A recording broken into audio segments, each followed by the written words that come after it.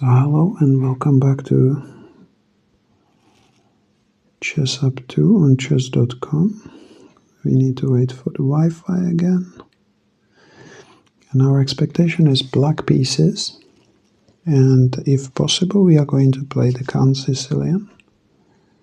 But we have white pieces again. And this time we need to play e4 for Vienna setup. And finally we are going to see Vienna setup in against Sicilian. So I don't play like a Grand Prix. I play the same like I'm playing. It's a similar, just like Botvinnik, but with the c2 pawn. And somehow I always prefer that type of position. So I'm going to turn around the board. And we are going to have yet another white game.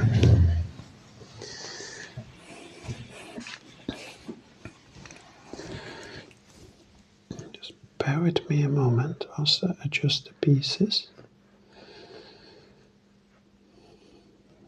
There we are.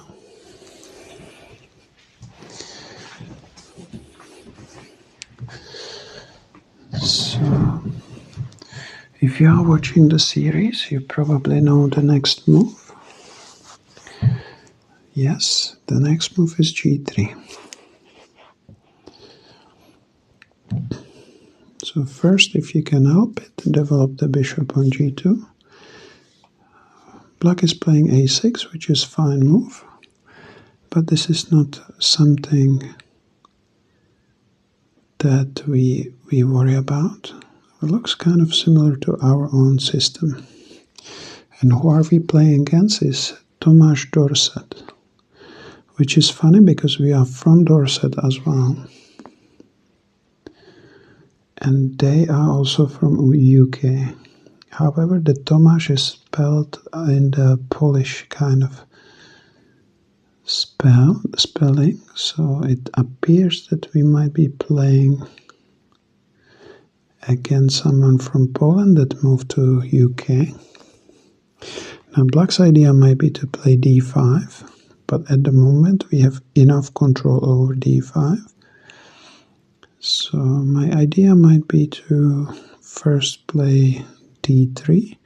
Also, what's interesting to note that this is exactly the setup that I play in Count Sicilian with the queen c7.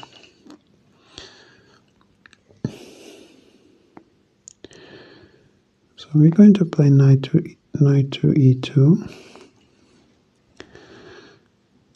and b5 happens. b5 is absolutely fine with us. Black sometimes would like to push b4. And since we cannot prevent the b4 move with a3 or a4, we're just going to let Black do what Black wants to do. So our job is to castle and not to worry about the pawn storm. Bishop b7, adding control here, which is fine. And now I think we prefer to play this as a closed position.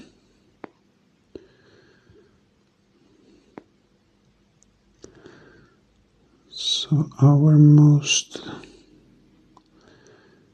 move will be to play d3. One thing to note that Black is absolutely fine in this type of position.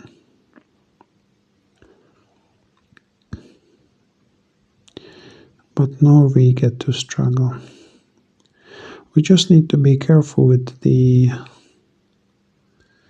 some of the dangers that the position has. So white is playing black. Our opponent is playing queen c7. And now bishop f4 move seems to be very tempting. But we need to think what happens after bishop f4, bishop d6.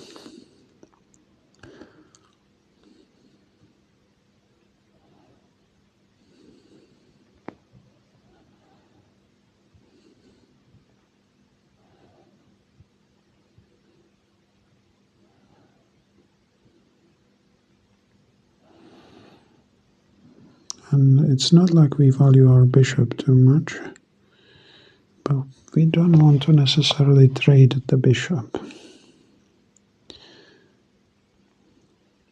So what we actually might want to do, as we have now control over d5, we are going to start trying to mess up their pawn structure. So we are playing a4 first. The idea is for them to push b4, and then for us to transfer the knight from b1 to c4.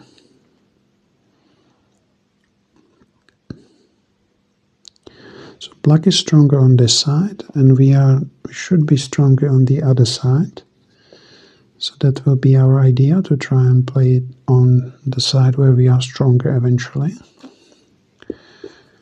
But this is going to be like a more slower and tactical game. Strategical game, sorry. We're going to try and play knight d2. The idea is to go here. Eventually we can go here as well. And actually I like to play knight to c4, because the idea will be to play then bishop f4 and control the dark squares.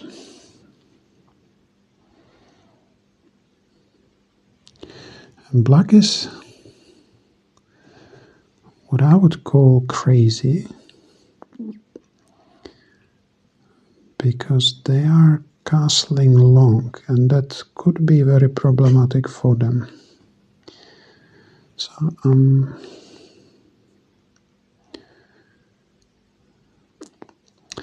definitely going with my original idea of knight c4 and then bishop f4.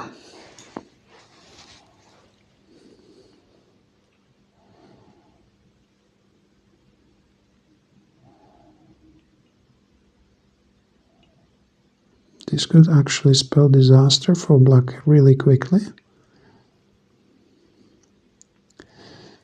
Black is playing knight to e7. This knight goes to e7, which is super strange move.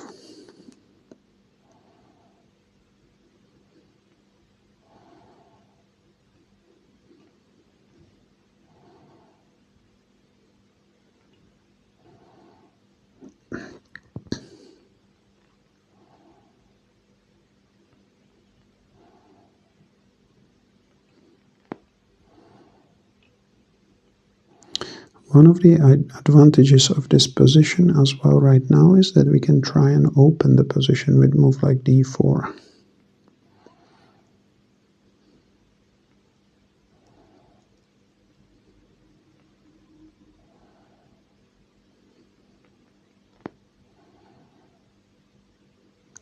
Knight e7 doesn't look all that smart. Black wants to play maybe d5. But this could spell disaster for them. However, black is playing quick and confident.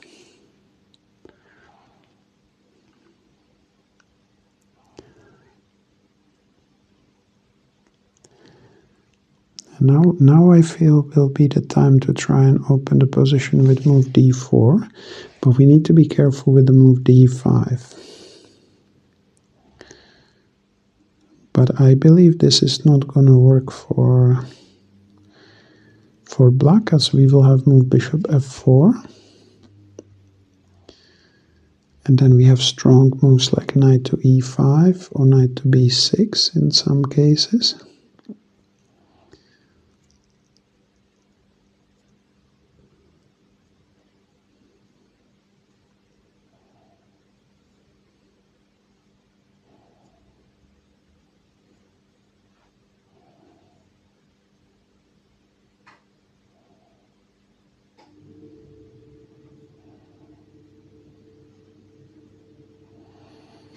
With d4 we need to really calculate what can happen, because d4, d5 could be a slight issue.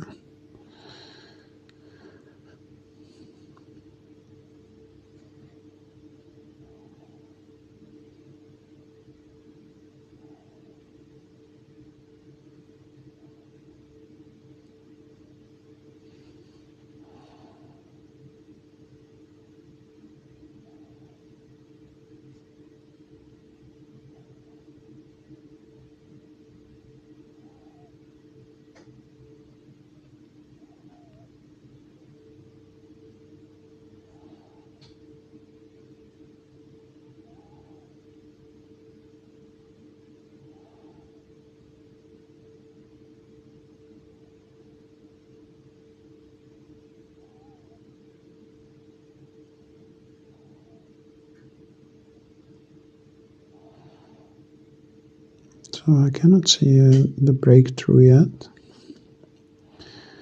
One of the moves that I really like is pawn to e5. But I don't want to necessarily trade the bishops yet. That being said, pawn to e5 looks strong, but not strong enough.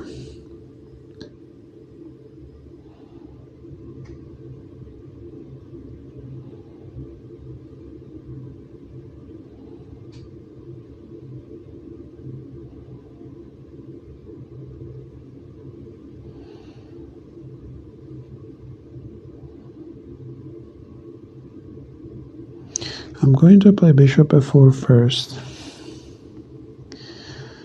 The idea is I want him to push the d6 pawn and not to be able to push the d5. And if I allow the d5, then I want to have this jump with the knight onto e5, hitting the queen.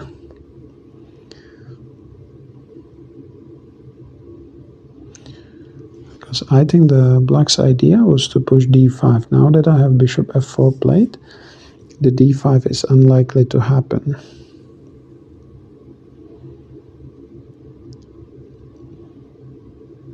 And now we are going to do what we should do in those positions, and that is to try and open the c file or open the a file and control the squares in the center.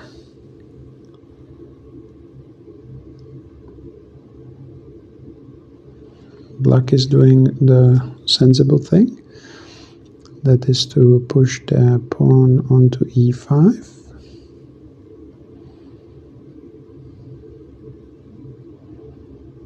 And they are most likely going to try and push the d5 still.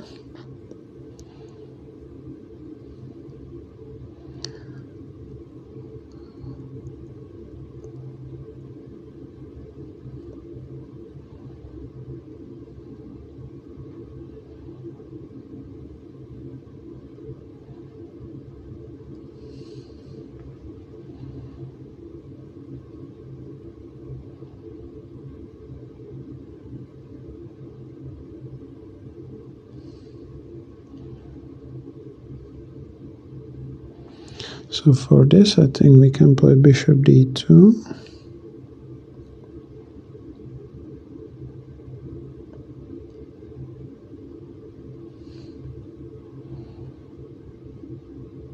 No, we want our knight on d2 ourselves.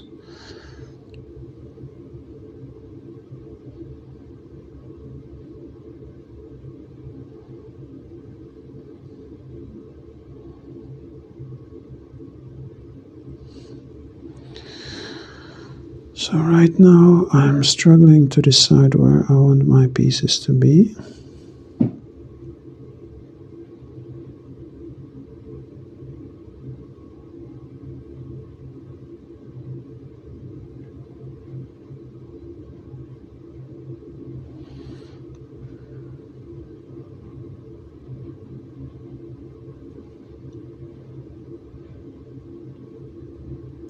So I'll play bishop e3. If d5, I'll play knight d2. If d4, locking my bishop, I will take on d4, pawn takes d4, and then bishop d4.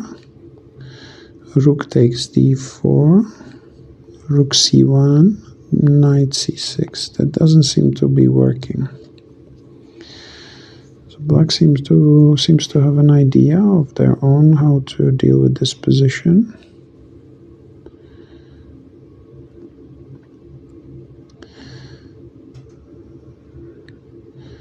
So I believe our bishop is sort of getting in the way of our attack. So if I can,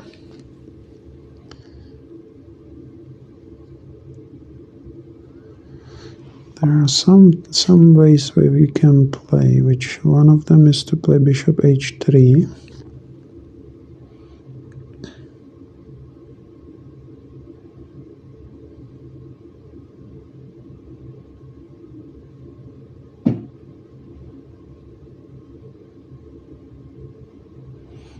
I'm kind of liking the idea of bishop e3, d5, and then we can play maybe knight takes e5, bishop c5, and then cb4. That looks a bit crazy. This d file is a bit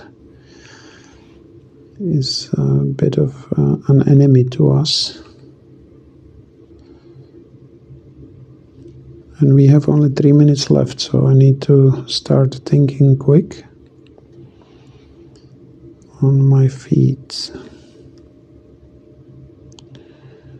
So bishop c1. Now this light square bishop doesn't have really good squares to go to. Bishop d2 is not a move that I would like to allow. So I'll have to eventually go to bishop c1.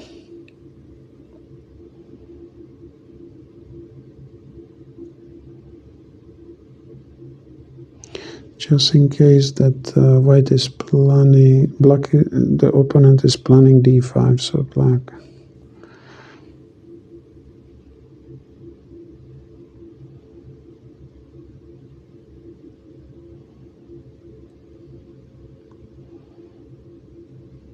Bishop e3, d5, knight d2, d4, cd4, cd4, rook c1.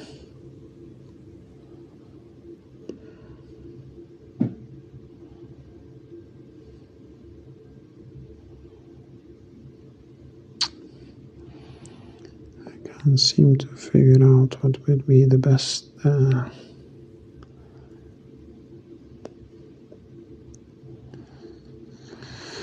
We have 2 minutes left and I need to start playing quick, so let's make a decision of going completely back. The idea is I want the knight on d2, and I don't see the implications of if the pawn gets here, bishop is here, and our knight is here, so I can't see how can I prevent our pieces from getting too tangled. And this knight, unfortunately, because the pawn can still hit the knight, is not fully confident where he is. And this knight actually is also not so great right now.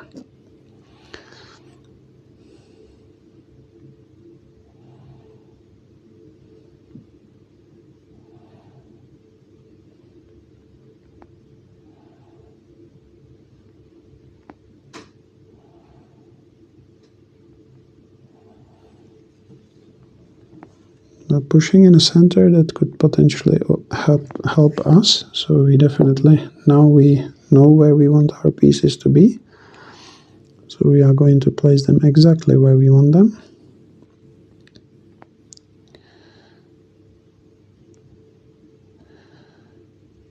Now I'm starting to realizing if he takes here and we take back, if they play pawn to f5, we might have knight g5, which could be quite annoying for them.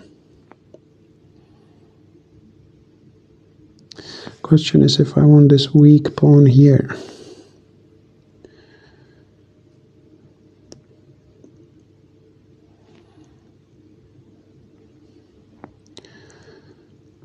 It's gonna get really interesting. Unfortunately, we don't have enough time to solve all the problems. So knight takes e4, f5, knight g5. Knight g5 will be a very strong threat of knight f7 and knight to e6. And countering both of these options will be difficult for black.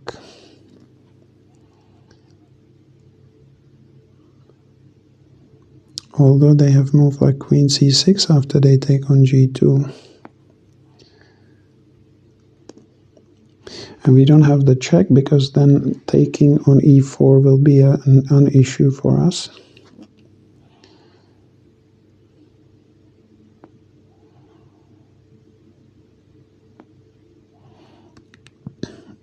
So knight takes e4, f5, knight g5, bishop g2, king g2. So we go with the very original plan that we had, and it's to take with a pawn.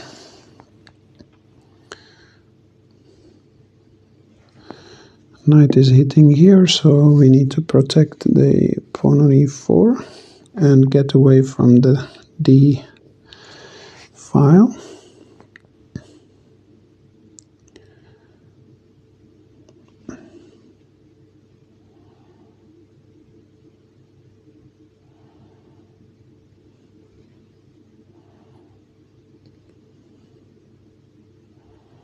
So we don't have any advantage in this position, but our job now is to resolve these three pieces and finish development, as black might have an issue with this knight and with this bishop to get in the game. So now it will be race against the time.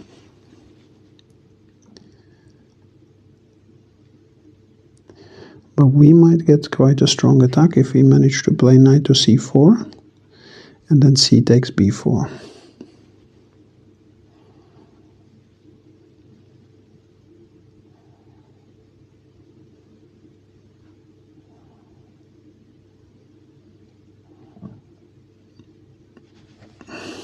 But after knight c6, that option is again not available.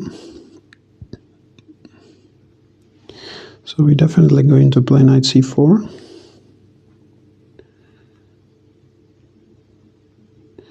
The problem is bishop a6 in this.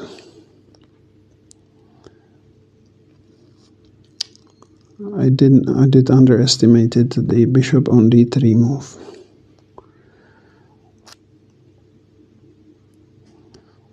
That being said, we can play queen b3 here.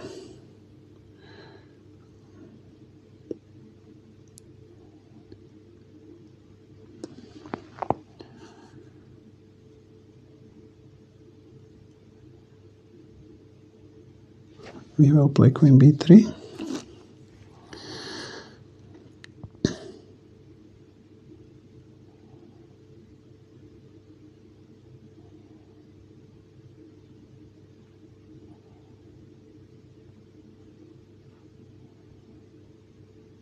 Our queen here could be dangerous to our knight here, so we need to figure out how to best position the pieces.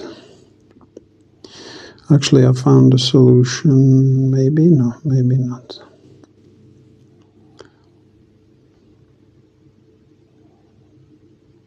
Oh, we will have knight b6 and then d5.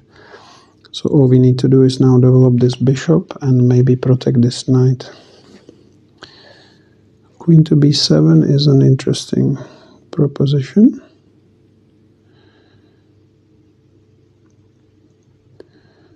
So we might have some knight d6 in the future. For now we are going to keep developing. Oh, I see what he wants to do. He wants to take here, so we will need to take queen b7, but we have knight b6 there. And then rook b1.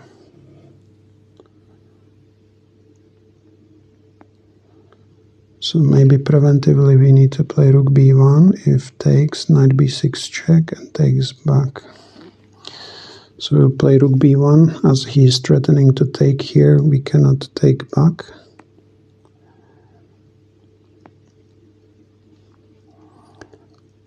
Rook d7 makes sense. We're now going to play bishop g5.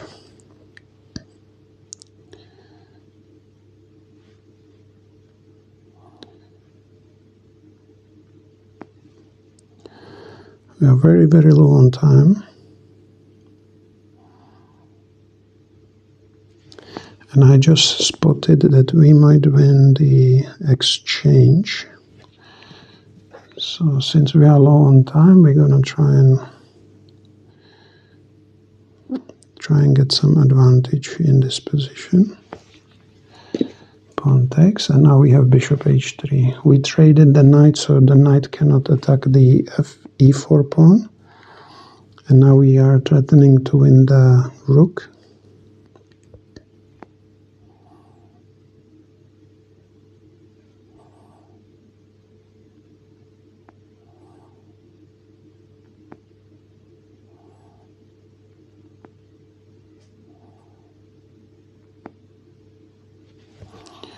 This rook protects here.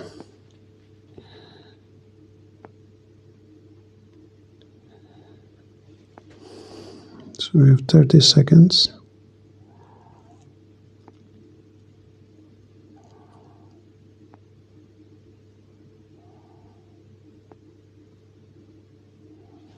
We're gonna play rook d1.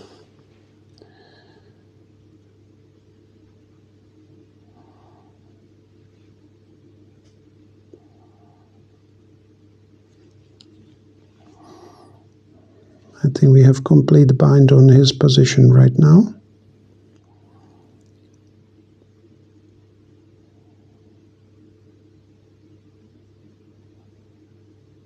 We are threatening to take on d7.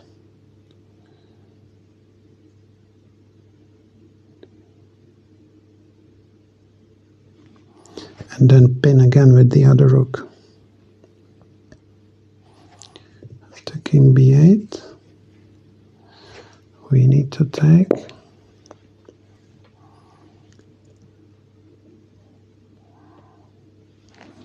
They take. We take. Queen takes. Now I believe we have move rook d1.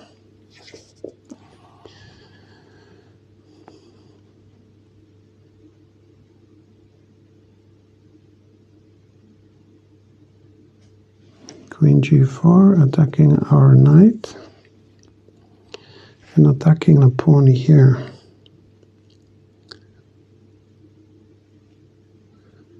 We have some 22 seconds, so we need to be really careful how we play this position. So first move is to protect the knight. This bishop could be quite a menace in a moment. Queen e4 happens. Now we need to play knight to e3.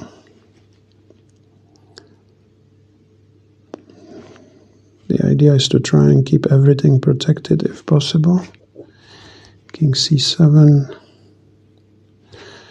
And we're going to try and trade pieces already, offer to trade a queen.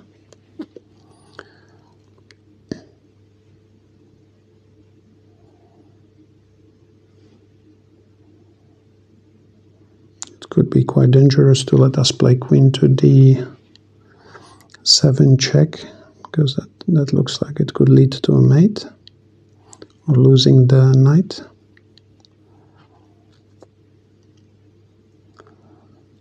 So I don't know if white can really afford to play queen b1, because that could be lethal for them.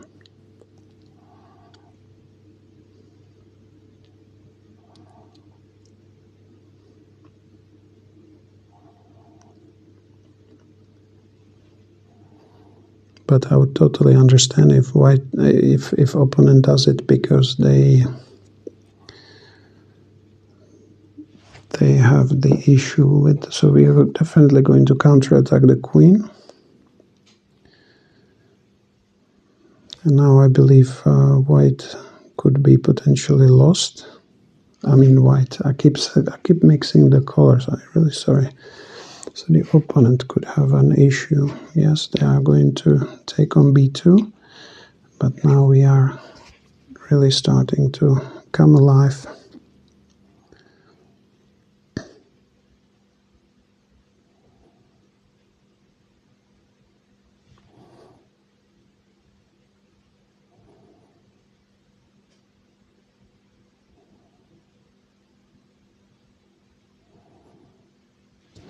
And black walks into a checkmate, so if you can see the checkmate, just let me know. Black's only option was to play king b8, and then they are still in the fight, but now with 23 seconds, seeing the checkmate should not be an issue. So you can let me know in the comment if you see the checkmate. So we escaped from quite a dramatic game with the checkmate. I hope you enjoyed this game. We can have a look again what would happen if king b8 happened. So one of my ideas could be to play rook queen to e8. But here black can play relatively safe moves, bishop c8 and maybe bishop d8. Walking king c7 would lead to the same result after rook d7. And maybe moving like here could be potentially as well a move. Because after all, if I take here, they can take here. But right here, I can see that this would already look super dangerous for opponent, as the king b8, queen b6, and we are checkmating either on c7 or a7. And so this probably wouldn't be the best line, but if they play bishop here, where did we have this knight? We took it, right? So now capturing on c6. If black captures on e2 in retaliation, then some potential queen b6 could be already a problem, because after queen a8, king a1, we have queen c7 threatening this and this bishop. And yeah, the knight holds nicely the rook. I think here we should be winning as well, even though it might not be the clearest win of them all. But yeah, I believe we were somehow I managed to win, even though under time pressure, after I have spent too much time on one position. But this is what you need to do, even if you risk losing. Sometimes it's worth to spend time over some position and get deeper understanding of that position, because it will benefit you in your future games. And it doesn't mean you need to get it right all the time, but it means you will be learning something new about certain positions, and it definitely is gonna rub off on you and or rub on you, and your future games will look much better. So I believe this game was really difficult, because our opponent chose the Sicilian setup, and he played the same setup that we normally play, just with some changes, like expanding here. But I believe he chose a very risky option of castling along before he started attacking here, which gave us some time to try and do something. But his position was very dangerous around the center as well. They played some really nice moves. So yeah, I hope you enjoyed this game, and yeah, I'll see you in the next game, hopefully just as dramatic. I'll see you.